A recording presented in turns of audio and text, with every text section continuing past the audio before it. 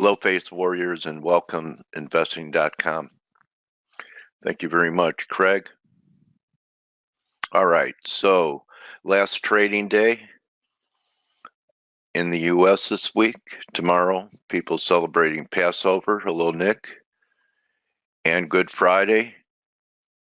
And basically, I'll celebrate both of them. It was the same dinner. Passover Seder, Last Supper, same meal. All the guys got together. Hi, Russell. How are you? Okay, so when you get to the markets here, this candle surprised me. I've been looking for a rollover. So here we are on the verge of breaking out in the Dixie, everybody.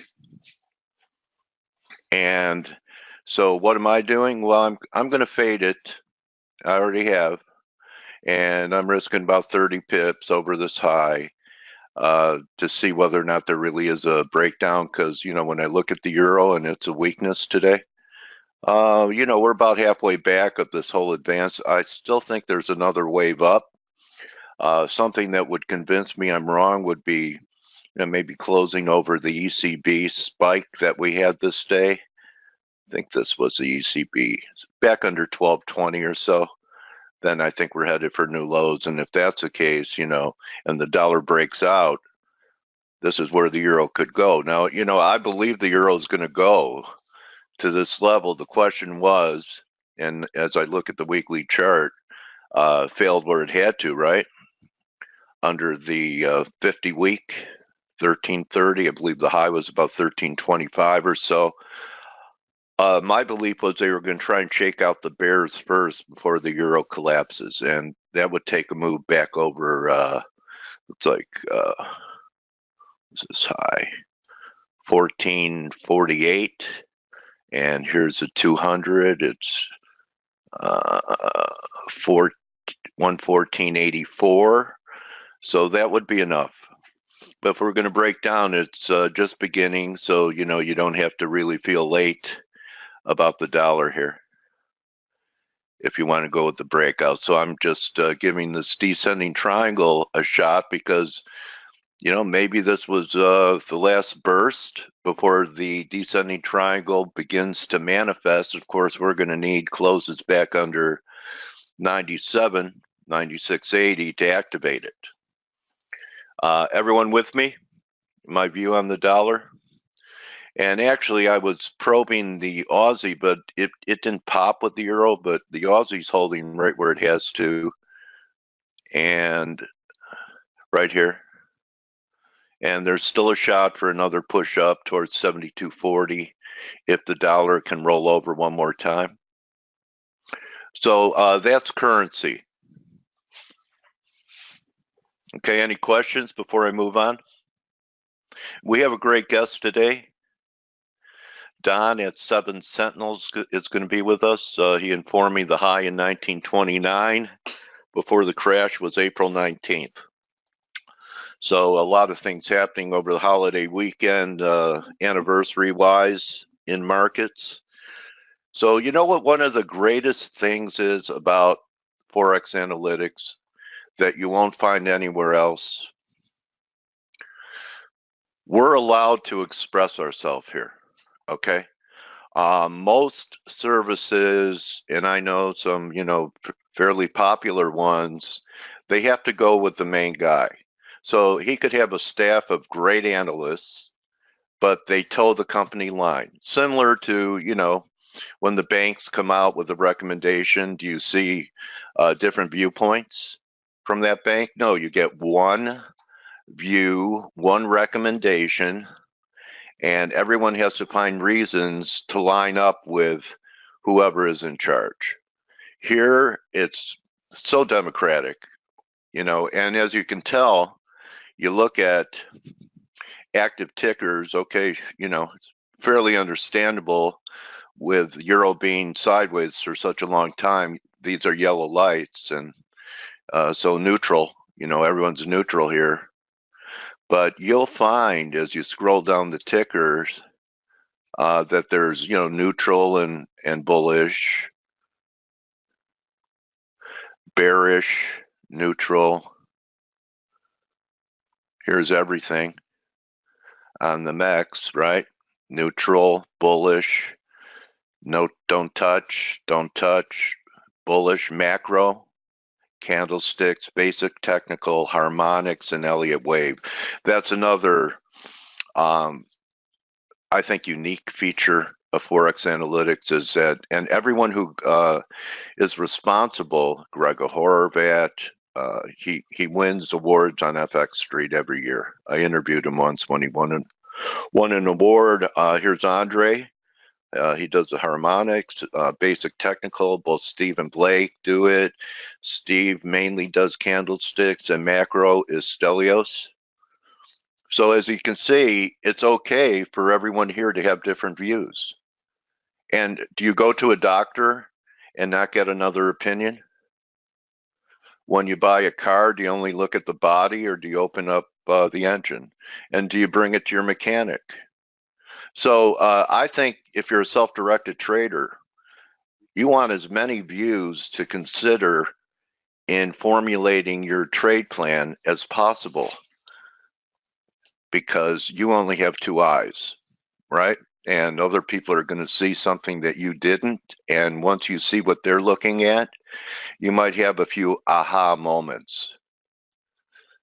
Everyone with me? Anyone know a site that, let me know if you do. Anyone know a site where they have 5 different styles of technical analysis and allow those styles to have their own independent view for you to weigh out before you click your mouse?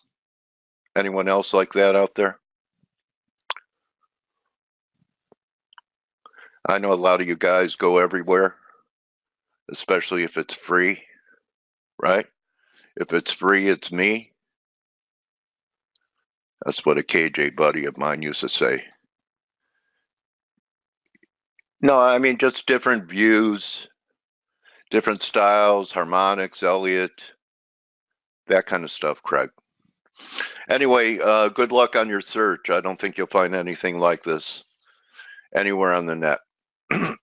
So I want to get back to a few things, and I have a couple of macro calls here, okay, that I think that if they're managed correctly, they could be big trades.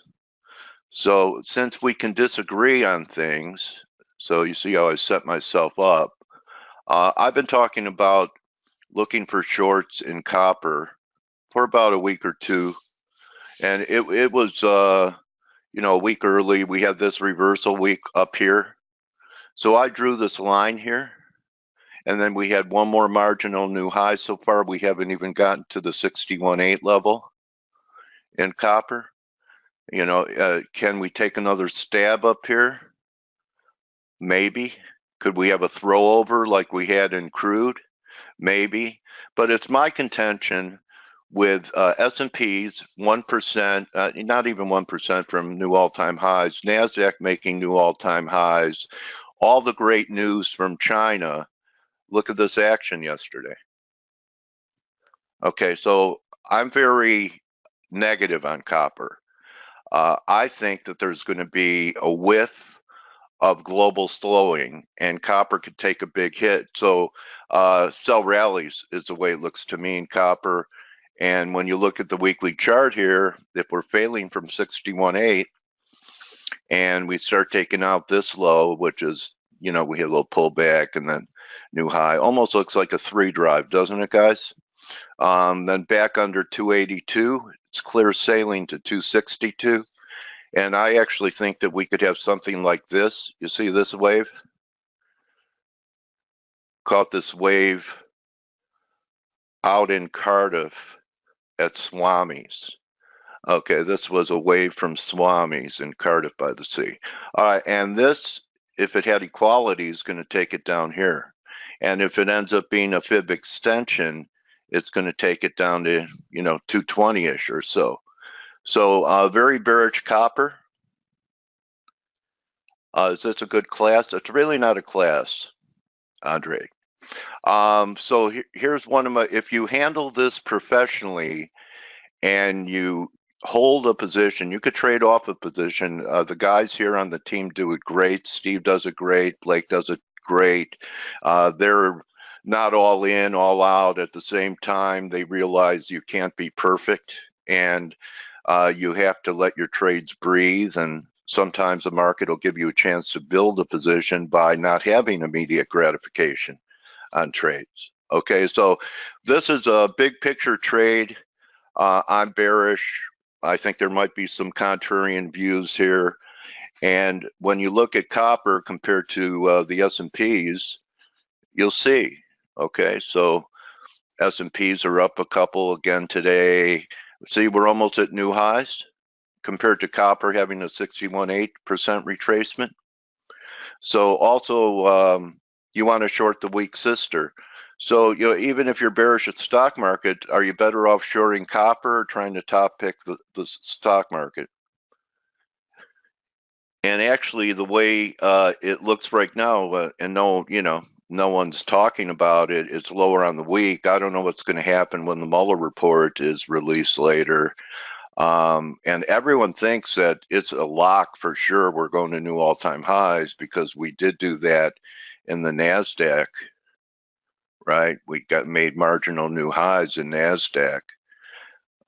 You know, Dow's not close, S&P very close. What if that doesn't happen and we start peaking in here? I think it's very possible if we get some bad news to see a pullback to 2,800, initially 2,780. I think it's going to happen in the next several days or week if we're going to start going down on this area. So copper, bearish, okay? Stock market, correction, okay? Copper, I'm looking for new lows. Stock market, retrace from the December lows.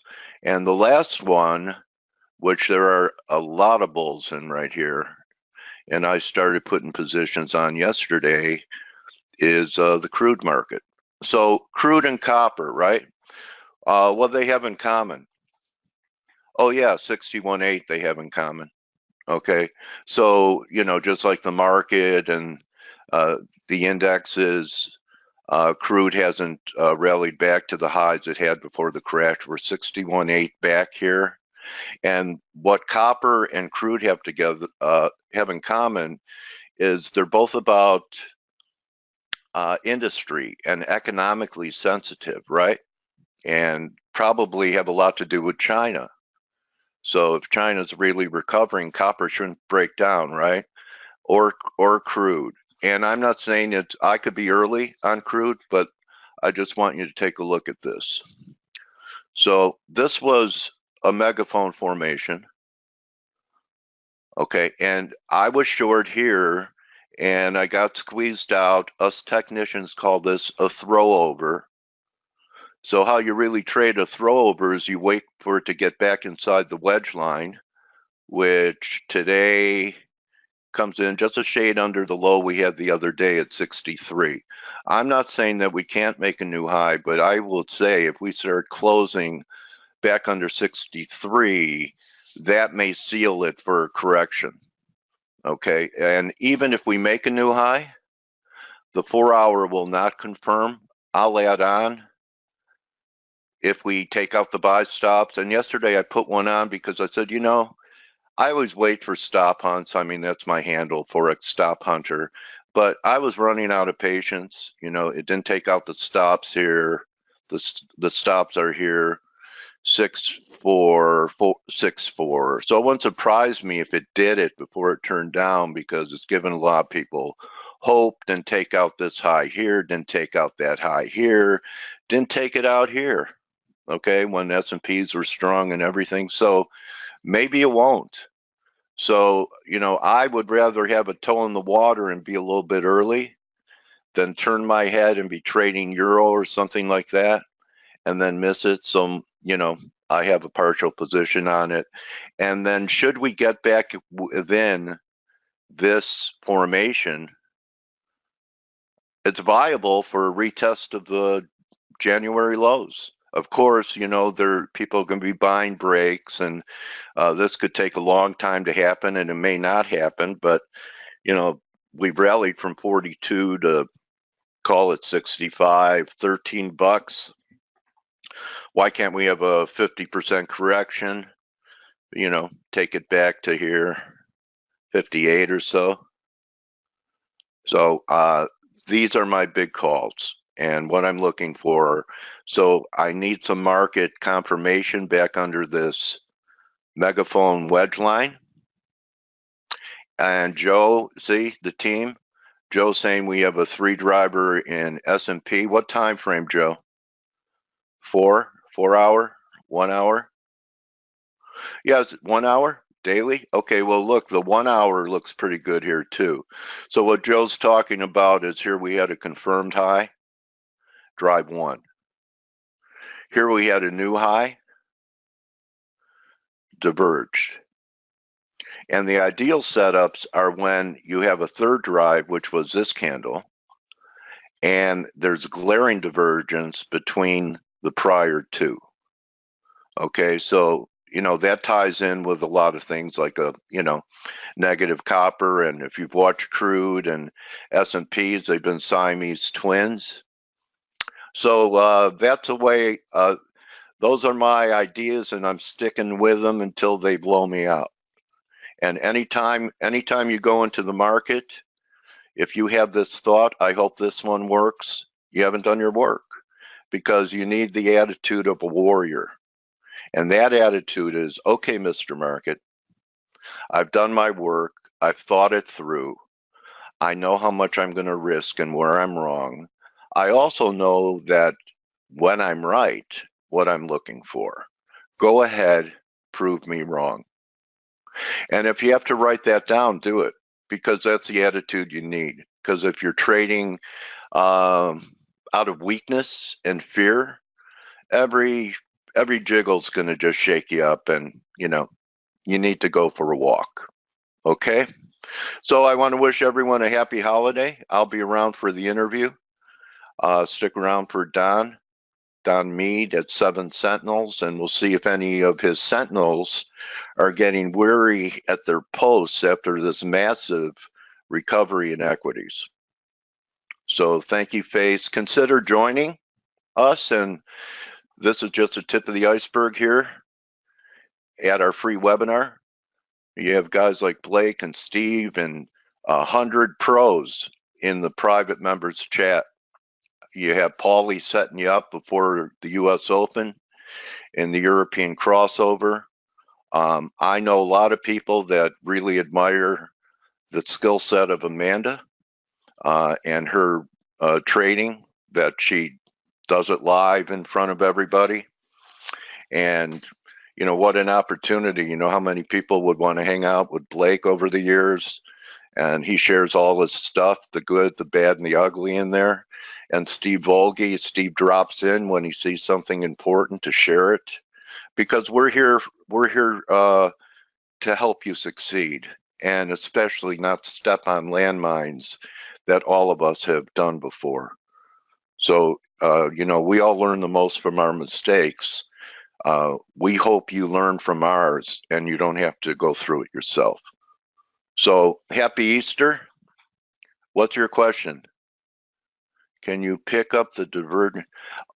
Oh yeah, Andre, you know what? If you can't, it's not a good divergence. And that's what I teach. If you have to move your mouse, like see these two, and go, I wonder if it diverged. And it's good to know it diverged, right? And it did. But if you have to move your cursor to get the number, it's not a good divergence. They should be glaring like this, and preferably under 70 are your best shorts. And you look for a couple of them. Okay, I hope that helps. That help? Yeah? Cool. How you doing, partner?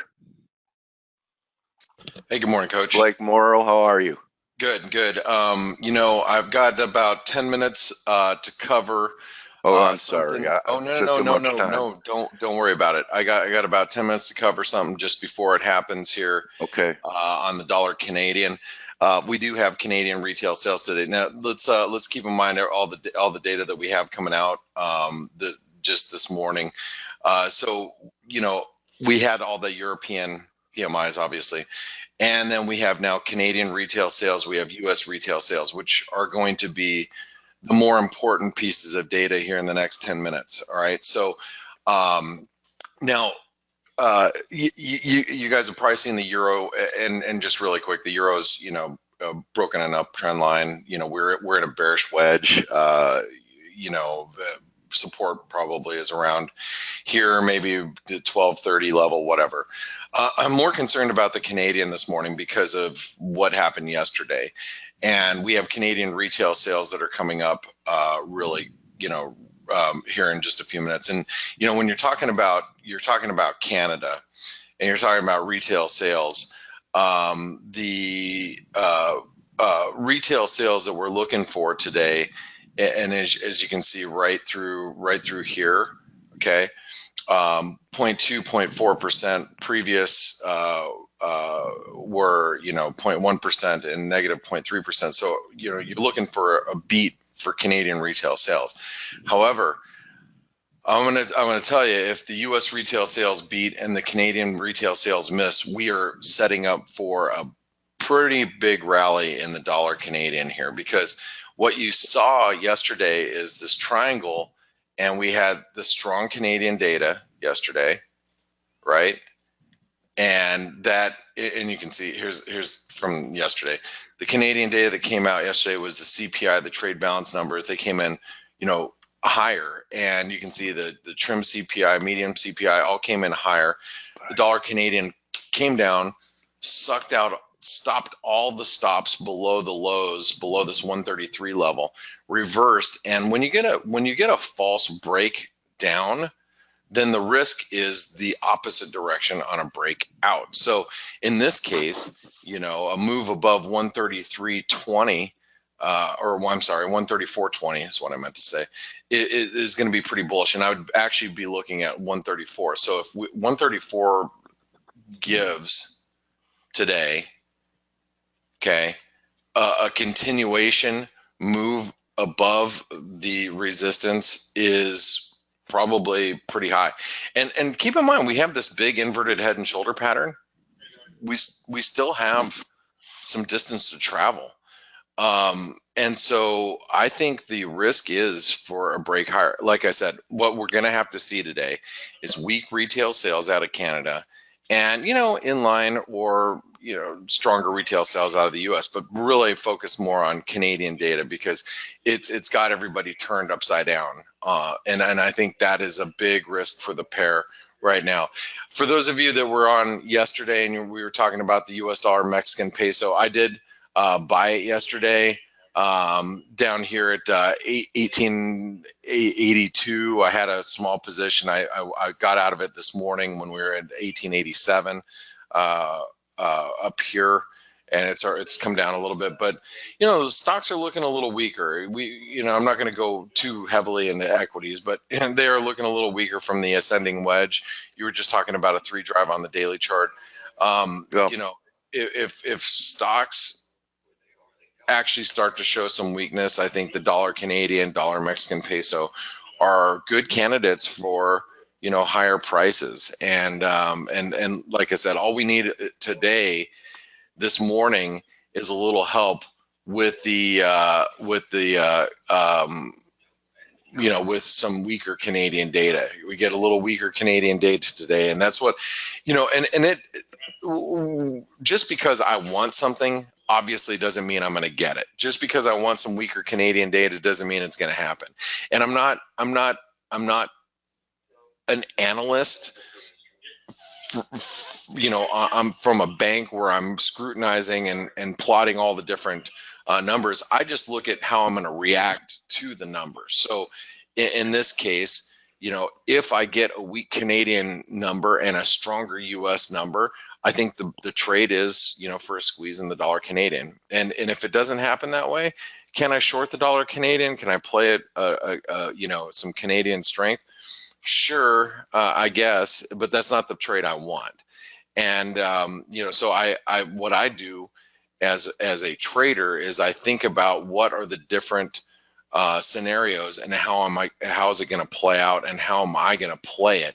Like I said, I think a lot of people got stuck short yesterday. They got squeezed. You've got the market that's probably a little long Canadian dollars here, you know, thinking, oh, you know, equities are, you know, going to continue to strengthen. I want to buy commodity currencies, you know, whether it's the Aussie or the Canadian or the Kiwi. You know, I want to continue to buy those commodity currencies, sell dollars. Well, you know what? That trade's gonna reverse if we see a little bit of risk aversion and we see some weaker Canadian data today. So that's a trade that I'm wanting to happen today. Doesn't mean it's going to happen. That's the way I want to play it, though. You know, I want to play a breakout here, and then, you know, because this is let me draw with a pen, and then I'm going to pass it over to Steve here in 1 minute. So Steve, get ready. So, you know, if we break above here, that's where I start my long. We break above here. I add to my long. I hopefully can, you know, bring my stop right to break even, and then hopefully ride it out to, you know, 134, 134.50, 135 later on throughout the session. So that's the way I'm looking to play it. All right, Steve, Stelios, good morning, guys. Happy Good Friday Eve. Hello. Good morning. So hey, so everybody knows, you know, we're not going to be broadcasting tomorrow. It is a holiday tomorrow. We are observing Good Friday. It's a Good Friday. You know, most of the market will be completely dead. FX market will be open, but you know, unless there's some sort of tape bomb that hits the markets, chances are we're going to see tighter ranges that we've been seeing, which is hard to do, you know, hard to see, you know, tighter than 20 pip ranges in the euro, but we could quite possibly see that tomorrow. So, so we won't be broadcasting, but we will be back on Monday. And yeah, so you guys ready for a nice 3-day weekend? Yeah. Yeah, it's not going to be exactly a weekend. Oh, come on. Things to do for work, but yeah, it's going to be fine. Don't be a Debbie Downer, Steve. Yeah, really. Yeah, I got it. All right, I'm passing that over to Stelios. Stelios, you got the chart. Yeah. How about you, Well, people Stelios? just want to enjoy a little bit, Steve. Yeah. God, Good. put on Yeah, a it's good. smile. No, you're gonna have fun, right? You're gonna have fun with the kids this weekend, right? I'm actually going to take. Go on. Yes, Phil? I was going to say we have 2 weeks of no school coming up, so I'm going to have the kids with me at home 2 Oh, weeks. God. Not bad. Ooh, I like it. lucky. You know, my kids, I can hang with them, but when you know, got a couple little girls, yeah, I don't know, man. I wouldn't want to be going to ballet class. Anyway, you guys, hey, have a great one, everybody. Oh, Celia And, loves thanks his for tuning in. tutu. All right, good luck on the Canadian. Have a good data. weekend. Hey, You guys happy Easter and Passover, Blake. Yeah, same to you all. Happy Thanks, Blake. I just one of my friends was making chocolate covered matzah balls, Oh. and I was like, man, that sounds good. All right, gotta go. See you guys. Hold on, man. Okay. I've never heard of Okay. that. We have some. Passover. Yeah, but I've never heard of that. Chocolate covered matzo balls. They go in soup, man. Matzo balls. Anyway, It's just what do I know? I was It's bar crackers mitzvahed with at 13. Chocolate on it. All It's right. crackers with chocolate on it. Okay, I gotta go. Bye. See you. Here we Okay. had the false attempt of a breakdown. Yes, Stelio, we covered Arul Chatado, no. after the data because we are only a few seconds away.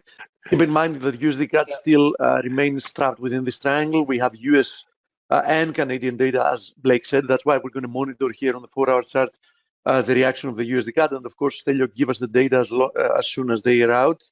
Any second now, actually. We have 30 seconds. And actually, within those 30 seconds, can I just answer one of the questions from my friend Andre, Absolutely. who's saying, are there any webinars that run which are more explanatory for beginners? We don't have any webinars like that now. We do have an education site. If you go to forexanalytix.com/education, you will find a nice list of patterns and analysis types, which is a very good place to start. And the reference. And there is a possibility actually that we're going to have some in the future. I mean, from more amateur traders. So Stelio, Okay, data time. numbers. Let's have a look. There we go. Canadian is beating. American is Yep. beating. Yep. Retail sales actually in the US 1.6. quite a strong rebound. 1.6 versus 0.9. A little bit better initial jobless claims, but that wouldn't be a market mover anyhow. But better core and retail sales and core retail sales is 0.6 versus 0.2 and 0.8 versus 0.4. So basically both data beat, and that means that the USD against the CAD is going to be a little bit of a struggle, since as Blake mentioned, it would be a market mover would probably be getting good data for one economy and bad data for the other. But in this case, we got good data from both. That's why we see that we had an initial reaction, which got retraced actually. So we're exactly where we were before the data. Now let's have a look at what's happening in the rest of the markets. A little bit of a rebound here in the S&P. Let's see what the Euro USD is doing. Euro USD still at the lows of the day. USD yen a little rebound here. Regardless, keep in mind that the USD yen was in a horizontal consolidation, so there was nothing bearish with it in the short term. Philly Fed came in weak 8.5 versus 10.4 expected. Versus 10.4 expected, yeah. True. And down from 13.7. So yeah. Yeah, the rest of the data were rather good though. So basically, we don't see any big reaction. The dollar has been, even if we have a look at the dollar index, there you go. The dollar index has been breaking above this little channel here. So keep in mind that dollar remains very, very well bid. As you see, we found support at the 38.2 and channel support. So, as we were saying several days ago, the path of least resistance until proven otherwise is to the upside. And obviously, 97.70 is going to be a major level for both the bulls and the bears. We're not far away from that. We're at 97.40 at the moment. So let's see what happens if we get there, because on the daily chart, we've shown that that's wedges the resistance. It has been a resistance multiple times in the past. And obviously, if we do break above that level, that's going to be a major technical development and a very bullish one for the dollar index. Obviously, knowing that a huge chunk of the dollar index is the euro, that would be obviously showing that the euro USD is going to remain under pressure. Euro USD anyhow maintaining this channel. We had a little overthrow, but keep in mind that 111.80 is a very, very strong area of support. We had this little inverted head and shoulders formation. We did actually make it to the target, but once we did, and we retested that area like 2-3 times, we failed. So now we're back on under pressure, falling below 112.50. And as I said, next area of support is 111.80, but that's a major one. We already we had already tested that area twice in the recent past. If we do break below that, that's going to be a bearish development, opening up the door for levels lower than 111. Now, if for some reason we reverse higher and we break above 113.50, that's going to be a bullish development. But until that happens, we have no reason to be bullish the Euro USD. Now, the cable is also under pressure, and it's actually testing a confluence of supports. As you see here on the 4-hour chart, I have this trend line, ascending trend line support. You can view this as a triangle, which confluences with a 61.8 of the last move higher for the pair. Actually, this is the trend line, yeah. So, it's important to see if we're going to hold this 130 level to finish the week, because if we do break below 130, that opens up 129 and 128 below that. And, we will have another failure for the cable to push higher. You can also see it here on the daily chart. You can see how important this area is. If we did see a break above 132, that would be probably a nice sign that there is more upside for the cable, even a move towards this confluence of resistance at 136. But of course, this probability, this potential outcome, gets invalidated if we slip below 130, because then we open up a lot more downside. As you see, 128 is the next major area of support. So I think that's it with the cable, and until we break down or break higher from there, there's not much to do with the cable, as we've said. And even here with the Euro USD, you're seeing quite a strong move today.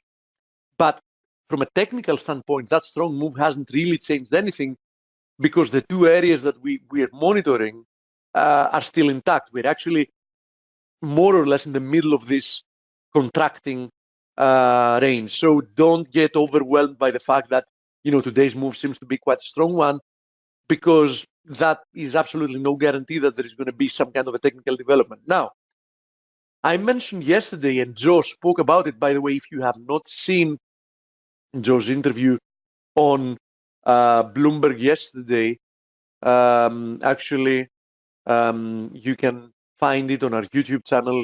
Here is the last one. You can see in the last video we've uploaded. It's actually a nice one. He spoke about Aussie and copper. And we were talking yesterday here on the webinar about the potential of a concurrent breakout for the Aussie and copper. I mentioned explicitly that we seem to be breaking higher, but of course we need to wait for the day to close. The reason I'm always very careful with saying that is because you never know what happens. And as you see, we got rejected once again from the 200 daily moving average yesterday. So what looked like at the beginning of the day as quite a strong bullish candle ended up as a spinning top, which is an indecision candle. And most importantly, once again, we didn't manage to make it above the 200 EMA, and that's quite important. At the same time, copper reversed, and from another candle that was looking like it was about to break higher, we retraced like half of the gains. We closed within this triangle, and today we're pushing lower once again. Now, does this mean that another false break higher is a better sign? No, not yet. Why? Because this trend line support is holding, and as long as it is, there is absolutely no reason why copper shouldn't push higher once again, and this time making it above it. So two things are certain here. One, we still remain in this contracting range, and two, in my opinion, when we do break above or below this contracting range, given the fact that a lot of stop losses have probably started accumulating both above and below, we should see a nice continuation move. Now, I still favor, from a technical perspective, a break to the upside. But you'd rather play the breakout so you don't have to guess or gamble in advance. Now, from what you've seen, it's best if you wait for a daily close confirmation than trying to play a breakout intraday, because we've seen several intraday attempts, failing, right? So let's actually wait for the daily close. So that's my update with this. Let me go through some of the questions. Nothing makes sense in these markets. Data beat out of Canada, bad data out of the euro this morning, yet EuroCAD rallies. I'm actually confused now. Let's have a look at the EuroCAD since you mentioned it. Let's begin by having a look at it on the daily chart. Now, I mentioned that the other day, I don't remember how many days ago we spoke about the EuroCAD, but we had spoken about EuroCAD. First of all, just by zooming out, you can see that this is not a really nice chart to trade, right? I mean, there is no clear trend with the EuroCAD. So if I were to trade this, it would be at a shorter term time frame. So now, having said that, if I had to do something with it, as long as we remain above this broken descending wedge, which we retested, we retested its resistance and support. If I had to do something, it would be buying the lows. But I really don't want to do something with that. So I'm just saying that if I was forced to do something with it, it would be buying it. Other than that, I would advise for you to find something that's looking better. We're currently even in the middle of a recent range because, as you see, we've had a recent range which extends roughly from 149 to 150, 250. In between that range, there is an extra reason why you shouldn't be doing anything because we're in the middle of that recent range. So don't try to interpret like intraday moves so much, in my opinion. Just focus more on something. I mean, in my opinion, doing a top-down analysis is the best thing to do because you can, I usually try to find something that looks clean on, the weekly and the daily time frame, and then try to pinpoint, opportunities on the 4-hour chart. So I would advise that, more or less you do the same thing because, that keeps you from entering trades that actually have a, high chance of, chopping your account up. Let me see. We had more questions. Would you hold short indices during the long weekend? I think, yeah, if you want my opinion, I'll tell you something. As there is an adage that never short crude on a Friday, the reason they say that is because, whenever we have any unexpected events during a weekend, for example, usually those are crude positive. So, when you have some big event that can really move the market, that's usually crude positive, usually. So I would say that with stocks being as overvalued as they are at the moment, I would say that, especially if I wanted to hold positions, in stocks for surprises, I would rather hold short than long because the market is already pricing in a lot of, positive stuff, rainbows and unicorns. So I would feel much more comfortable holding short positions if I had to do so during the weekend than the opposite. I think that even good news should not lead to any like huge jump. Of course, a possible China deal is an exception, but even that, as we've explained with Blake, the market has already priced in something very good coming out of a possible US-China deal, and I think that when we see such a deal, it's probably going to be underwhelming. So even that can lead to a spike, but I think that that kind of a positive spike should be short-lived. Psychological reminders trading is as much as technical. I agree with you, Craig, 100%. Let's see. Can you only pick up the divergence? Answer my question. Okay, I'll have Dale answer that. Hey guys, when you get a chance, are there any other webinars? Yeah, Stelios answered that. It seems to me like you'd have to have stop buy set up at 134 and 134.20 in order to get USD CAD anywhere near those entry points that Blake wants it, assuming there is weak Canadian data and strong US data, right? I mean, won't there always just drive? Yeah, anyhow, that didn't manifest. Yeah, we're going to have eventually some educational webinars, that's for sure, but I cannot give you, a time horizon for that. DXY bull flag broken, says Zach. Yeah, I agree with you. I mean, as it seems, this channel has been broken to the upside, and this is definitely a bullish development. Now, would I be buying here since we're so close to 97.70? No, I wouldn't. Because nobody tells us that 97.70 can't reject price action once again. We have now questions about the S&P and the Nasdaq. So let's have a look at both of these indices. Actually, let's go have a look at all the indices. So S&P still holding within what looks like an ascending wedge, but still, holding out quite nicely. I mean, we're still holding above this horizontal support area, which was like the first support area that we had. So in order for me to turn bearish, from a technical perspective, I need to see a break below this ascending trend line. So bottom line currently, let's say roughly a level of 28.75.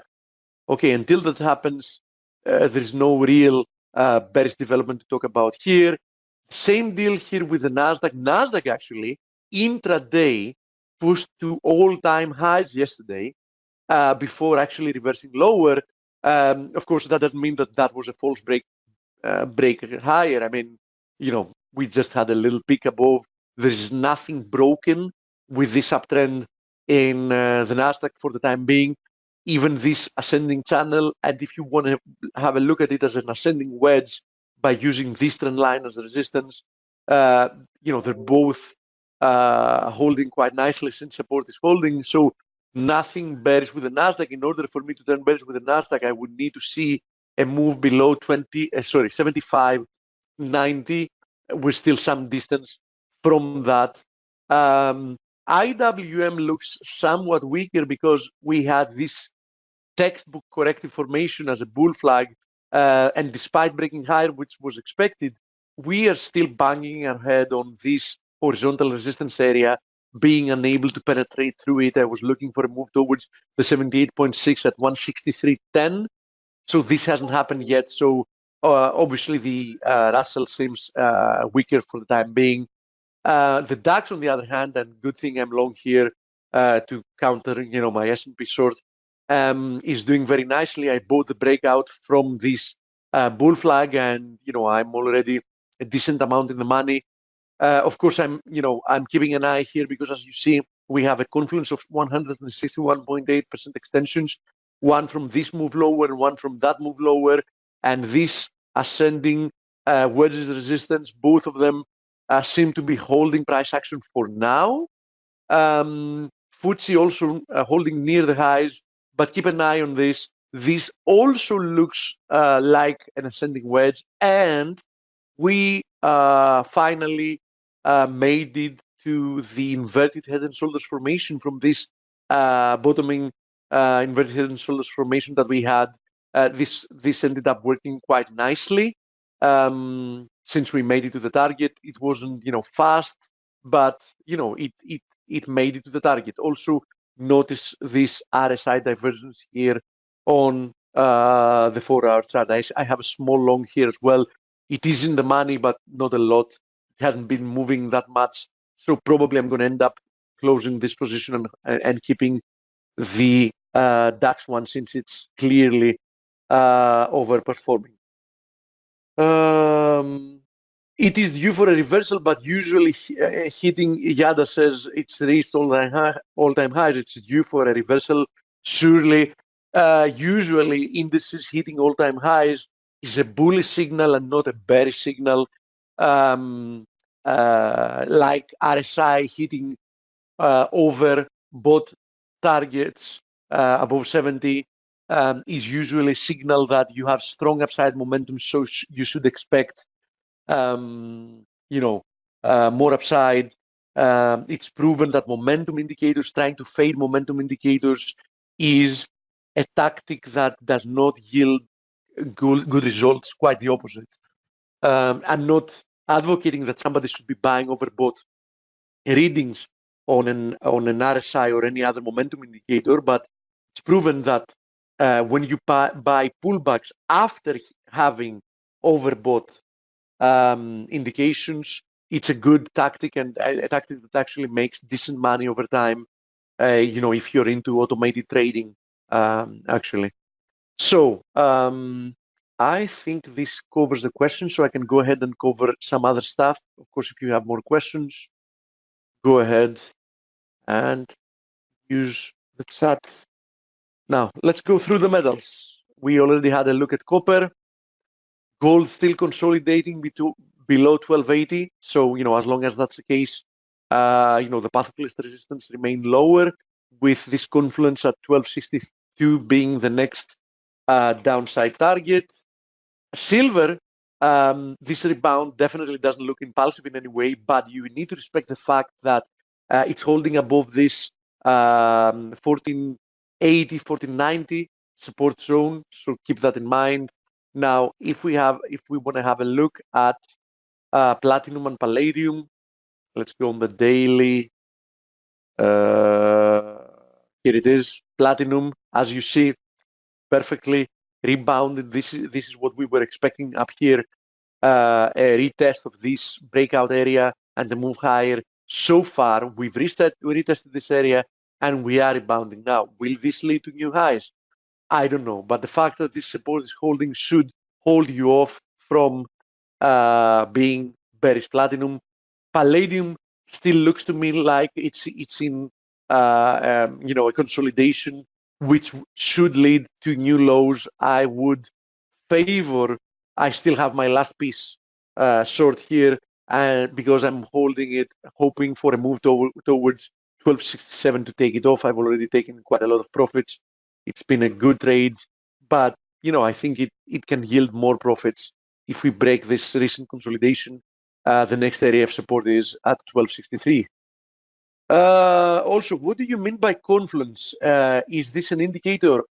Depends on how you. For us, it is an indicator. The whole concept, the whole concept behind the creation of ForexAnalytix is our belief that confluences are very good signals for trades. By confluences, we mean when more than one types of analysis or more than one formations in the same type of analysis, or even better, when multiple formations from different types of analysis point you to the same direction.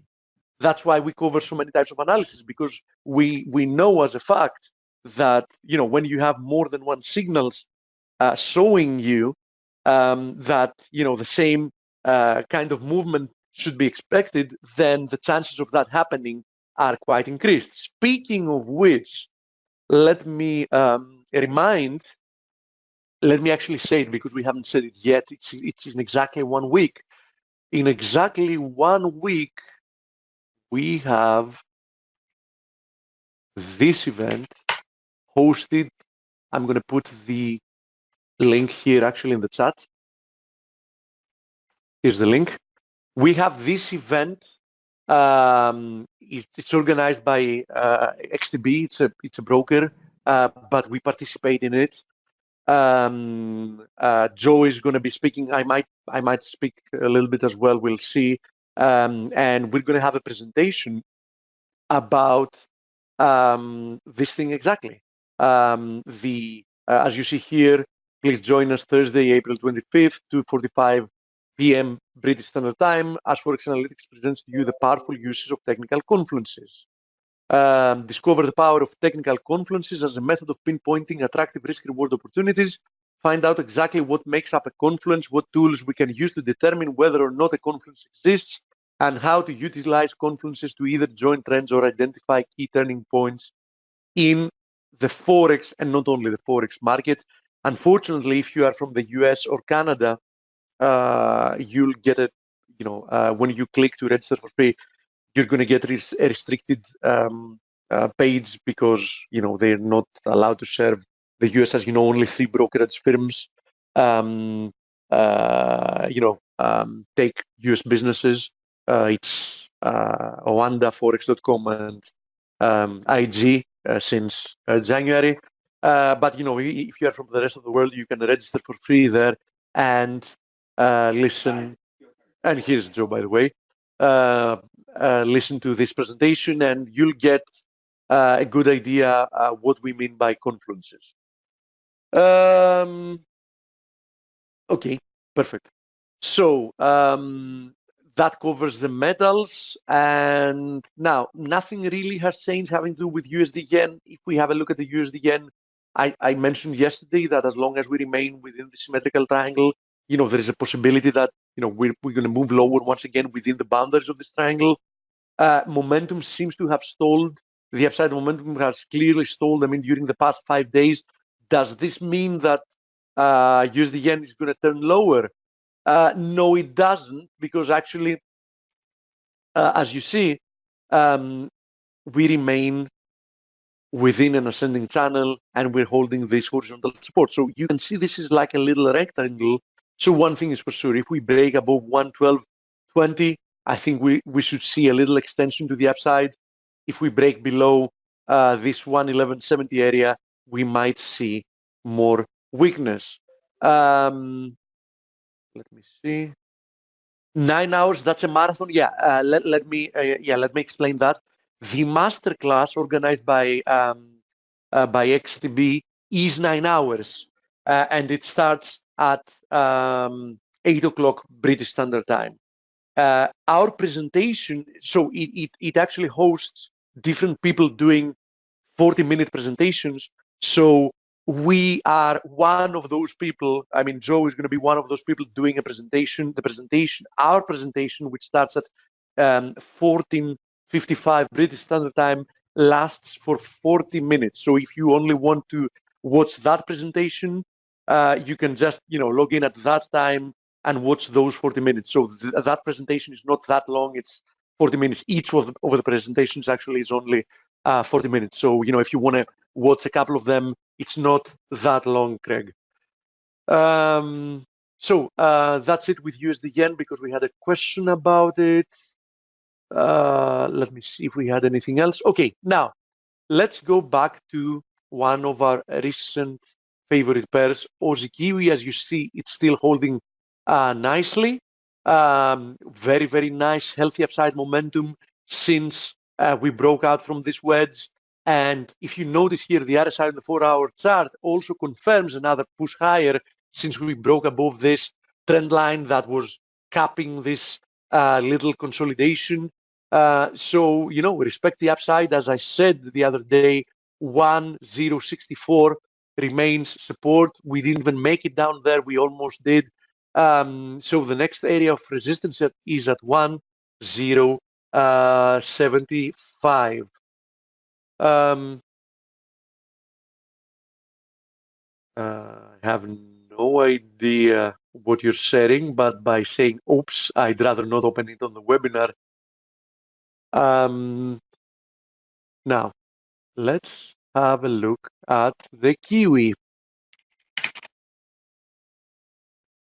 Kiwi, as you see, broke below this triangle, and actually after a little consolidation is pushing lower. So clearly the path of least resistance remains lower for the Kiwi.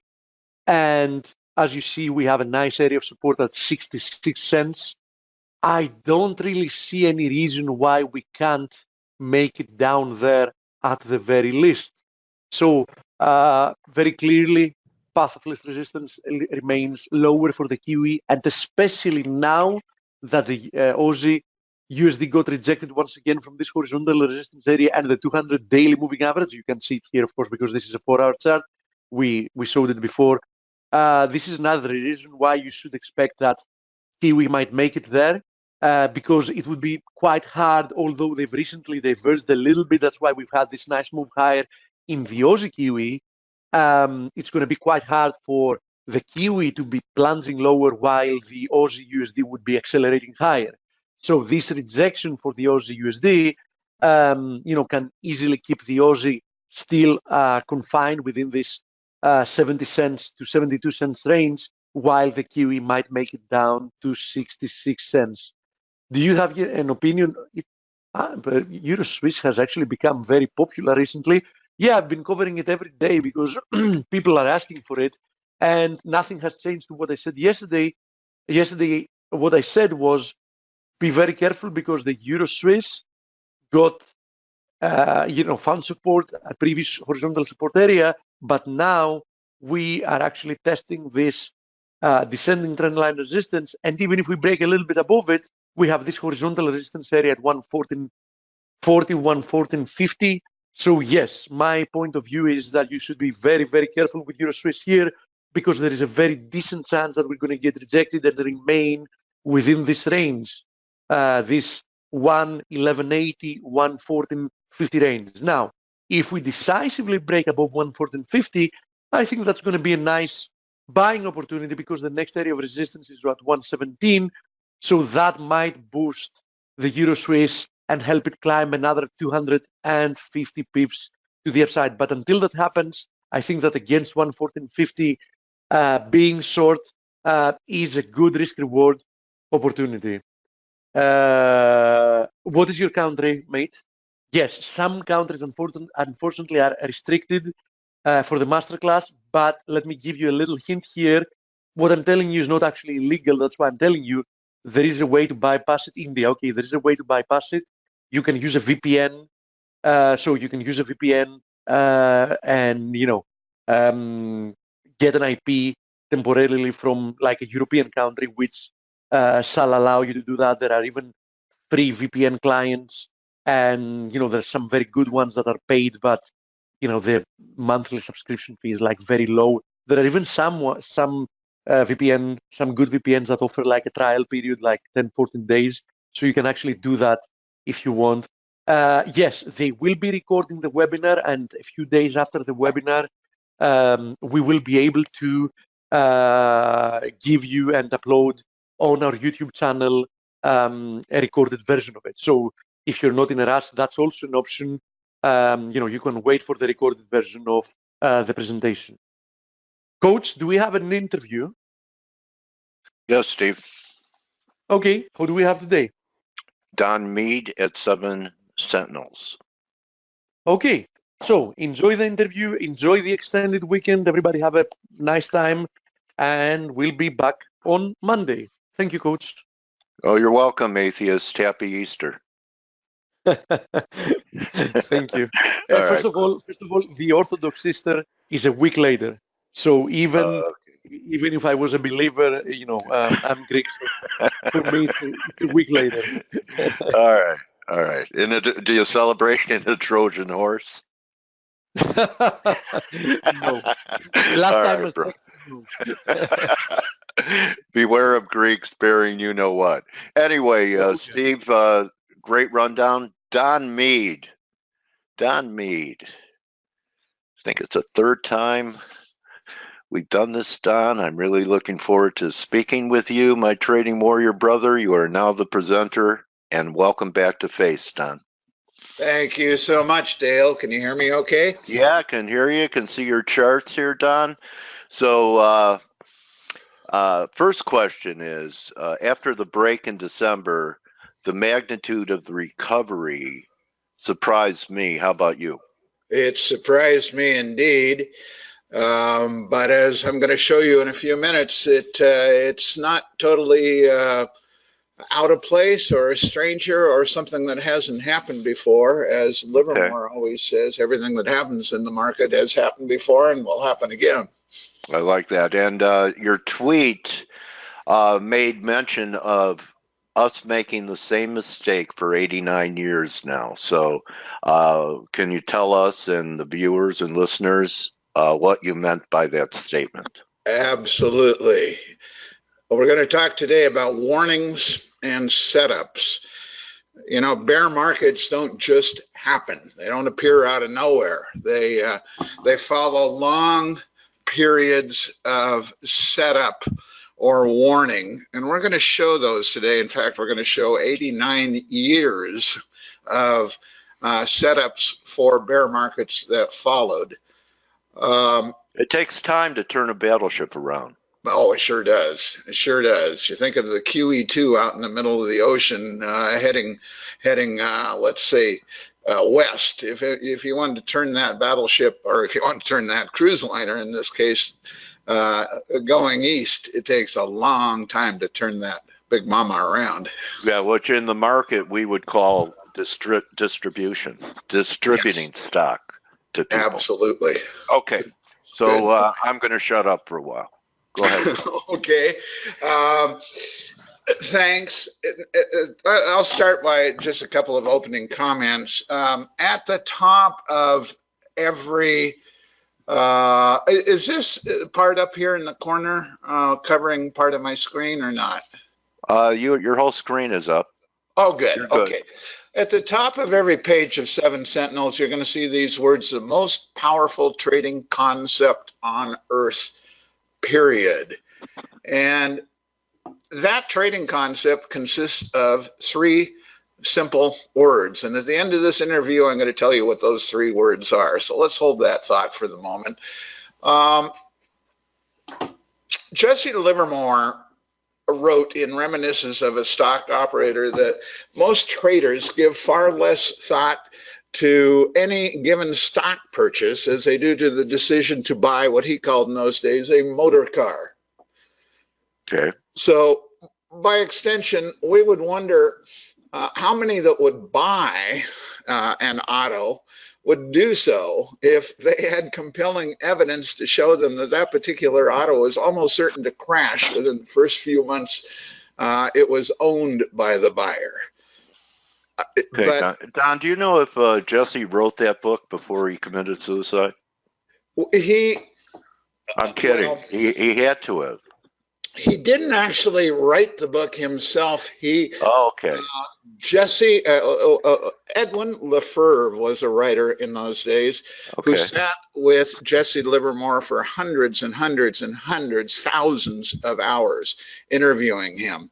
And everything that is in that book was written by Edwin Lefebvre in the voice of a fictional character who was in fact Jesse Livermore. So the book is true, but it's based on the life experiences of Jesse Livermore. Okay. And it was a lousy joke anyway. Pardon? And I learned, so I thought he wrote it. So interesting. It's called Operations of a Stock Operator, right? Yes, Reminiscences of a Stock Reminiscences. Operator. Okay. Everyone should read it. And you may know, just as a side note here, that in the 1929 to 32 bear market, Jesse Livermore turned his trading account into over $100 million, which in today's dollars is $1.2 billion. And he started from $5. In fact, his first and last job was when he was a teenager as a board marker for one of the brokerage firms. He spent his entire life doing nothing but trading. And he was an interesting character, to be sure. But I've learned more from Jesse Livermore than from anybody else.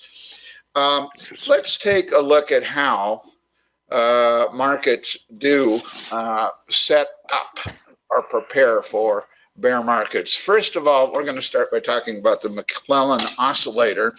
What you're looking at right here is, I'm going to see if I can drop that off my screen. Oh, well. Anyway, what you're looking at right here is the Standard & Poor's 500 over the last 7 months. Here was the S&P 500 coming down from the September high of 2018 to its low on Christmas Eve. And here is that bear market rally that you and I began this conversation talking about. That has been indeed one heck of a rally, 650 points or 550 points, I guess it is. Relentless. On the Standard & Poor's 500. What you're looking at next is the McClellan oscillator, and I assume that most listeners here are familiar with the McClellan oscillator, but it is a measure of market breadth. It uses moving averages of the advanced decline line to measure market breadth. And when the McClellan oscillator is at a high number, it means that the upside momentum in the market is very strong, like back in here. Boom, it comes up to a high number. As the rally goes on, the upside momentum weakens.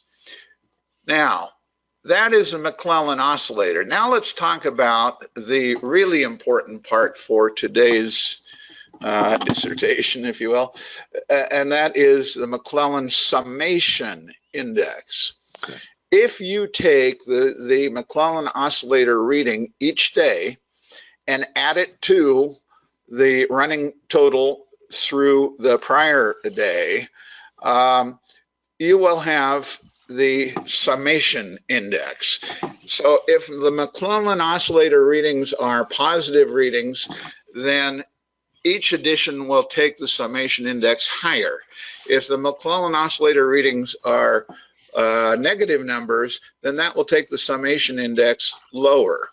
So since that low on Christmas Eve right here, we saw the market rally up, but during that period, the summation index initially went substantially higher all through January and into late February. Is this what most technicians, Don, were using for the case of market breadth making new highs? Yes. There? Okay. Yes, absolutely. Then there came a time when, as the Standard & Poor's continued going up through March and April, the summation index was actually falling. And that's what's been going on now since late February. We've had an advancing Standard & Poor's against a falling summation index. This is key to today's discussion, because if we go back now and look at 1930, well, first of all, yes, this is 1930. Look at the similarity in that pattern, Dale. You see the 1929 market peaking in August. Sounds familiar, doesn't it? The 2018 market peaked in August. Then we see it coming down and kind of crashing into late in the year. And then late in 1929, when it finally hit a bottom, it began advancing clear into April of 1930, very much like this chart of 2018, 2019. You see the similarity. Yeah, the one similarity I don't see, Don, is the magnitude of the retracement. Does that bother you? Exactly. The magnitude has not been the same, although in percentage terms it has been, but the magnitude of the rebound in 1930 was not as strong as the magnitude of the rebound in 2019, but the pattern is the same, and it's a pattern that we're going to be talking about today. And each one of these things that you're talking about are one of your sentinels. No, we're not actually going to be talking about the sentinels themselves today. We're just going to talk about the summation index and how it warns us of an oncoming bear market. Okay, Don. As we came up in 1930 from that November crash low, you see that the summation index was advancing with the Dow Jones Industrial Average. They're advancing together through November, December, January, February of 1930. They're advancing together.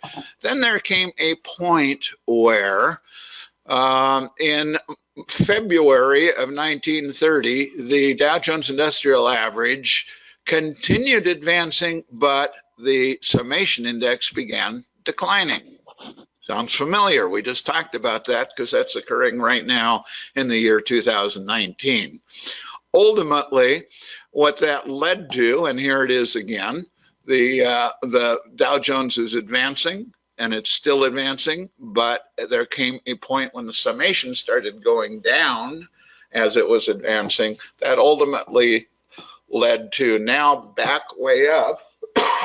Excuse me, I still have a cold I'm getting over. But that, if we back way up, now we're looking at about a 3-year chart of the Dow Jones Industrial Average, so that you can see this period that we just looked at as part of this overall chart. This is the 1929 low. This is the rally into 1930. This is when the Dow is going up with the summation confirming it all along. And here's where the Dow then starts going up and the summation is declining into April of 1930. That was the warning. We had a healthy advance in the market with the summation confirming. Then we had an unhealthy advance in the Dow 30 with the summation declining. And that was the warning, Dale, and that led to the 1930, 31, 32 bear market that ultimately took the market from the 1929 high down by some 90%.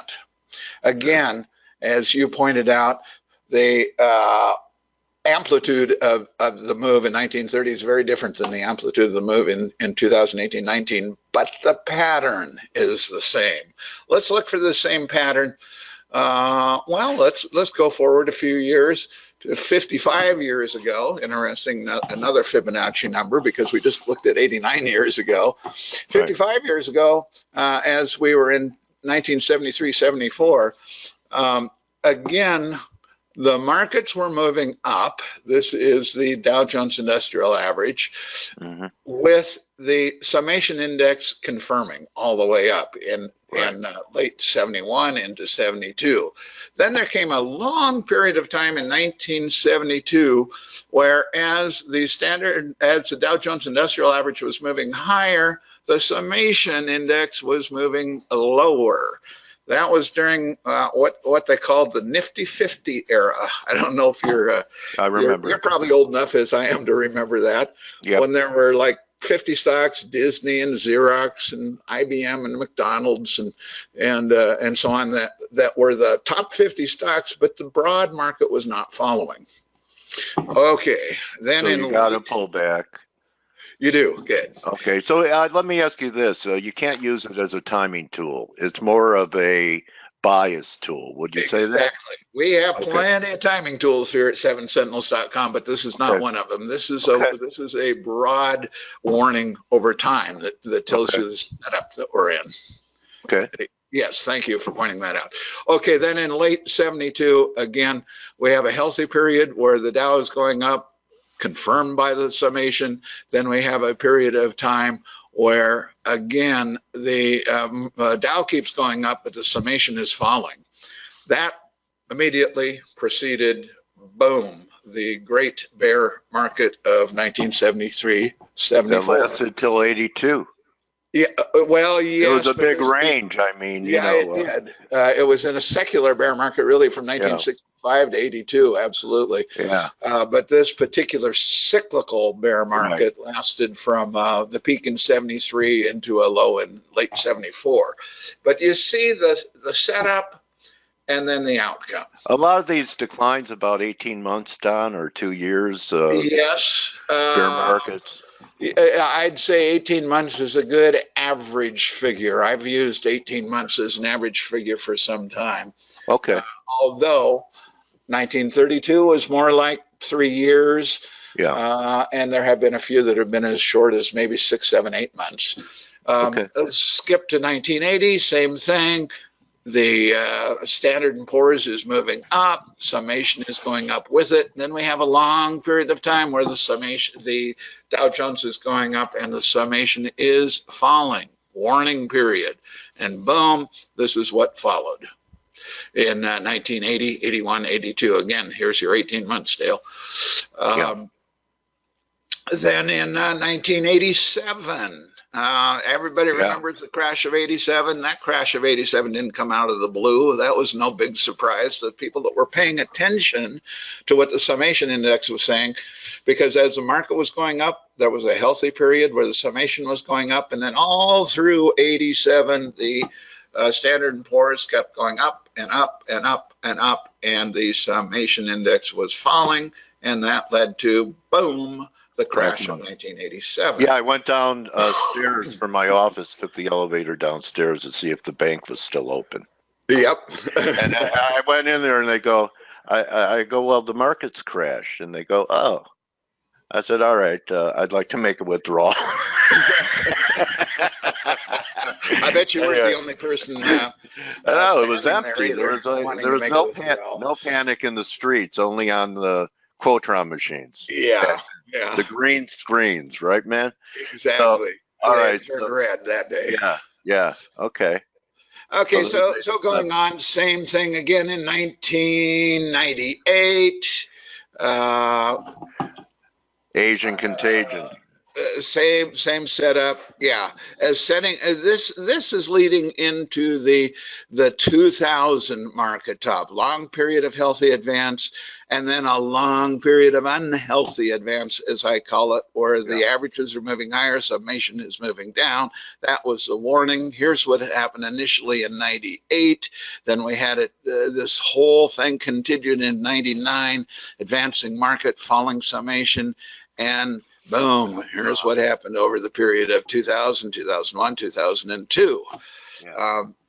Most here probably traded through that market and remember it well. But the warnings were there, and that's my point today. But they were ignored. For my WorldCom stock today. Pardon me? WorldCom.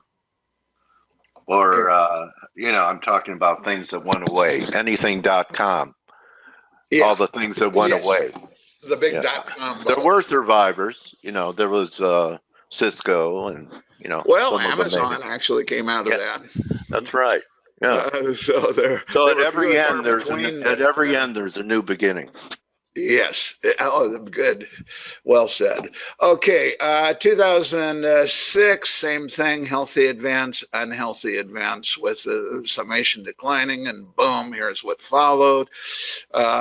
2007, everybody remembers the peak in 2007, the real estate boom.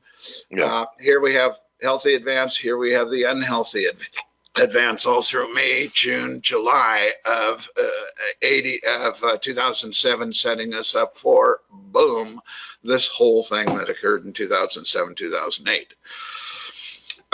My point, again, is nothing happens out of the blue. We had adequate warnings, and those warnings were ignored by the crowd. Excuse me again. Okay. That takes us up to 2015. We all remember 2015. Here's that healthy period in early 2015 as the summation was going up. But then here's this long sustained period from May, June, July of 2018. Seemed long at the time, while 15. the S&P was making new highs. But look at this summation. It's just going steadily lower, lower, lower, lower. And look what that led to. Again, boom. The warnings were there. They went unheeded by most, but those who were paying attention traded, at least got out of the way of this, let's hope. And many of us traded it short. It was a marvelous market for that period, or for that purpose. 2018, here we are, last year, as the market came up all through 2018, made highs in first in June. You see the summation advancing. Then starting in June, the market continued going up into its high around September 1st. And look at this summation, down, down, down, down, down, down, all through July, August, into September, as Standard & Poor's was making new highs. And let me ask you this, Don, from the initial momentum peak of the summation index to where it begins to decline, is there an average time period before the market recognizes it? Yeah, there's an average, but I don't Okay. believe much in averages. If your feet are in the freezer and your head is in the oven, would you say on average you feel pretty good? It depends what I'm garnished with. Right. You got it. But anyway, I thought Anyway, it looks like, my to me, point is just that an observation looked like 6-8 months from. It is, and that is a good observation. I do talk about averages a lot, but the problem is that a lot of things fall outside of the averages. But yes, that is an excellent observation. So where does that leave us right now? Here we are, 2019. As the market came off of that December 24th low, rallied. There came a time at the end of February where this healthy stage of advance, and in this case it was about 3 months, came to an end as the market as the summation index began going down. That's been going on for now like 2 months. In fact, when you take a look at the excuse my cold here, but when you look at the current market, it looks an awful lot like the 1930 in shape, not magnitude, as you correctly point out, but in shape, it looks almost exactly like the 1930 market all over again. And so what are we set up for now? Well, the crowd is as bullish as ever. They're out there buying, but those serious traders who are paying attention are buttoned up and ready for the decline. Now, you asked me about signals, timing tools. We have plenty of timing tools, and we're just waiting for the ultimate signal that could come as early as today that takes us into the next stage of decline. We'll talk about that on another interview. But at any rate, we've been talking about 89 years of warning, and it makes me think of a line from the movie Margin Call. Did you ever see that, Dale? No. Yeah, I'm going to tell you again, like I did the last interview. You've got to watch that movie. It is so good. Is it on cable, or where do I find it? Oh, if you have when was it made? If you have on demand, you'll find it on one of the Showtime or HBO or one of those. I do. I have a long weekend. I promise to do my homework this time, Don. Watch Margin Call. You're going to love it. But these guys in 2007, 2008 figured out that the markets were getting ready to crash. In their case, it was the bond markets.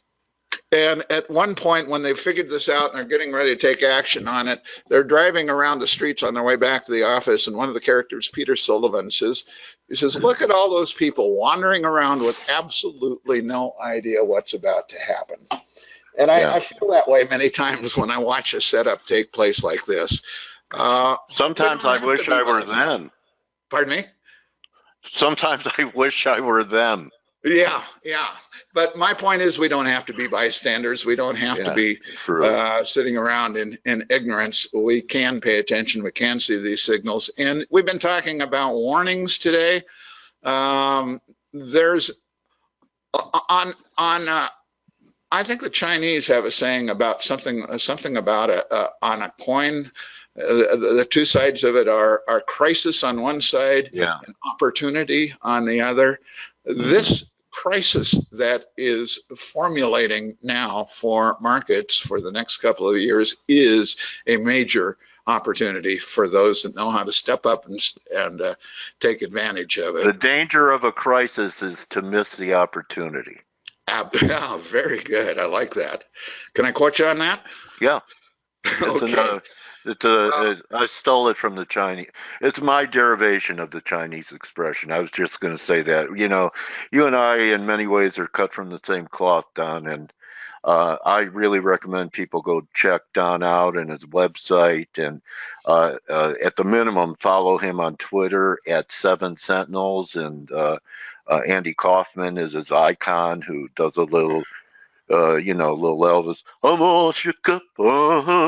And thank you very much. Yeah. So, Don, a great presentation with this, and thanks. I did tell you I was going to give you 3 words at the end of this program that explain what we mean by the greatest concept on earth for traders, and that is price follows breadth. If you don't remember anything else from today's interview, remember price follows breadth. Breadth gives you the pathway to what price is going to do in the future. You need to follow it. So that's it. And I will say one last thing, and that is, if you go to the 7sentinels.com website, we are running a limited time trial of 17 days for just $9.95. If you click on there, it'll get you all set up. So that's it for today, Dale. I thank you so much. It's always a real pleasure to be with you. Don, happy Easter, and have a great weekend. And really, you know by now that we're brothers in more than one way. Absolutely. As trading warrior brother. Absolutely. And Don uses the term rainmaker trades, which is, you could be out there in the fields and you really need the rain so your crop could come in and have a bountiful harvest. And may you ride this decline and max it out, Don, and all your subscribers reap the harvest with you. Thank you so much, Dale. I really appreciate it. Okay, everyone. That's Don Mead at 7 Sentinels, and that's a wrap for the week. Remember, don't just count your pips, count your blessings. Thank you, Hamid. Happy Easter to you. Don, good hunting, and do your work over the weekend and watch Margin Call. Happy Easter, Alina, and see everyone on Monday. Thanks once again, Don Mead. Thank you. Adios, face. and investing.com. See you next week.